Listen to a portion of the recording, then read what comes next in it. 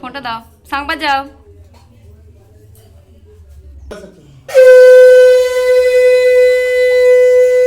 আমায়রা সব ঘেমে গেছে।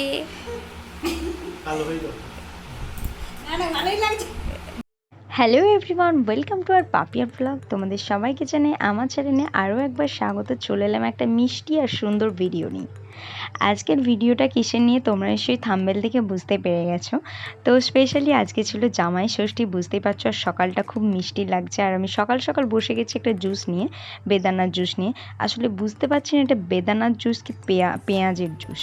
তো যাই হোক, জুসটা খেয়ে আমি আর বাবা সকাল সকাল বেরিয়েছি বাজারের দিকে, কারণ বাবা একা বাজারগুলো সব নিতে পারবে না বলছিল। আর আমরা দুজনে, আমারও ভীষণ শখ ছিল বাজার করতে যাওয়ার। তো বাবা আর আমি যথারীতি বেরিয়ে পড়েছি বাজার করতে। দেখতে পাচ্ছ ওয়েদারটা খুব সুন্দর আর মিষ্টি রয়েছে, কারণ এর আগের দিন হয়েছিল ভীষণ বৃষ্টি, সেই কারণে আজকে একটু ওয়েদারটা খুব সুন্দর। আর যেতে যেতে পাশে একটা মন্দিরও পেলাম, সেটা তোমাদেরকে দেখিয়ে দিলাম। কিন্তু এ কি কাণ্ড, সেটা দেখলে তোমরা না মানে দেখলে বিশ্বাসই করবে না। এখানে কি কন্ট্রোলে মাল দেওয়ার মতন অবস্থা, পুরো রেশন দোকানের পরিস্থিতি। দেখতে পাচ্ছ খাসির দোকানে এত ভিড়, ডোঙলে গিয়ে দেখলাম। তো আমরা কি করব, তারপরে গিয়েছিলাম গৌরহাটির বাজারে। গৌরহাটির বাজারেও দেখছি সেই সেম ভিড়।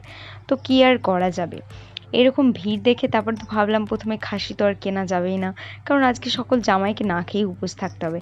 তারপরে মনে এলো আরও দোকান রয়েছে, কারণ গৌরহাটির বাজারে অনেক দোকান।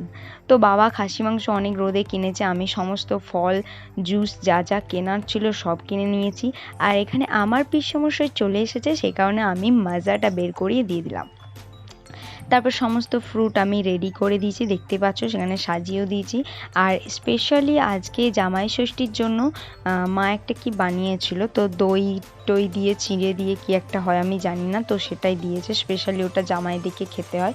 আর এখানে দিদা বসে পড়েছে তার জামাইকে ফোঁটা দিতে। তো ফার্স্টে যা যা রিচুয়াল আছে সব করে নিয়েছে, তারপরে আমি ভিডিওটা স্টার্ট করেছিলাম। আর ভিডিওটা সত্যি কথা বলতে অনেক জিনিসই বাদ রয়েছে, কারণ আমি একটা হাতে সম্ভবই ছিল না করার মতন। তো যে হোক করে ভিডিওটা সত্যি বলছি করেছি। তো সেই কারণে দেখলাম অনেক জিনিস বাদ হয়ে গেছে, তো যাই হোক তার জন্য সরি। আর এখানে তারপরে পিসমশাইকে আশীর্বাদ করা হলো, তারপরে তাকে একটা গিফট দেওয়া হলো।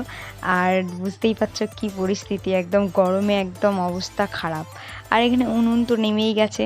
আর এখানে দুরকম মাংস নিয়েছিলাম আমরা, চিকেন আর মাটন দুরকমই। তারপর আমি পেঁয়াজ আদা রসুন সব কিছু মিক্সচারে পিষতে বসে গেছি। তারপরে এসেছিল আমার বোনের বর, তাকেও মা এখন মানে আমার মায়ের যে জামাই তাকে এখন মা ফোঁটা দেবে, আশীর্বাদ করবে। তো তারপরে আমরা চলে এলাম, দেখতেই পাচ্ছ। আর এখানে মা সুন্দর করে ঘুনসি পড়াচ্ছে, দেখতেই পাচ্ছ। তো এরপরে মা ফোঁটা দেবে, আশীর্বাদ করবে। এটা হলো আমার বোনের বর শীতল। তো মা এখন ফোঁটা দিচ্ছে, দেখতেই পাচ্ছ।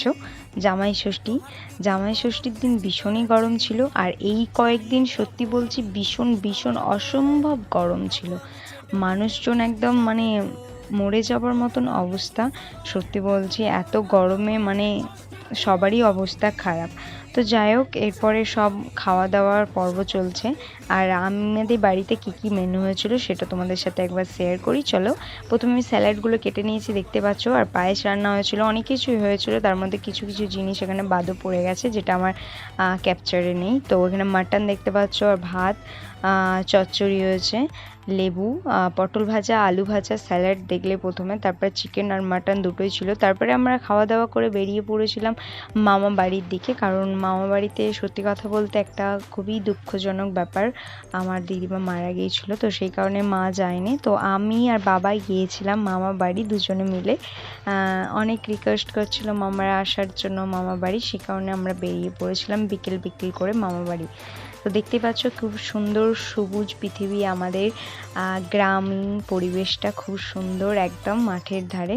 আর এখানে মামিমা প্রথমেই আমাদেরকে এক গাদা ফল দিয়ে দিয়েছে, দেখতেই পাচ্ছ ভীষণ মানে প্রচুর ফল দিয়েছে, একদিনে এত ফল খাওয়া সম্ভব না। তারপরে গিয়েছিলাম একটা ওয়াচের দোকানে আমার ছাত্রর জন্য একটা ওয়াচ কিনতে। তো এই ছিল আজকের ভিডিওটা, দেখা হচ্ছে নেক্সট ভিডিওটা কেমন লাগলো অবশ্যই কমেন্ট করে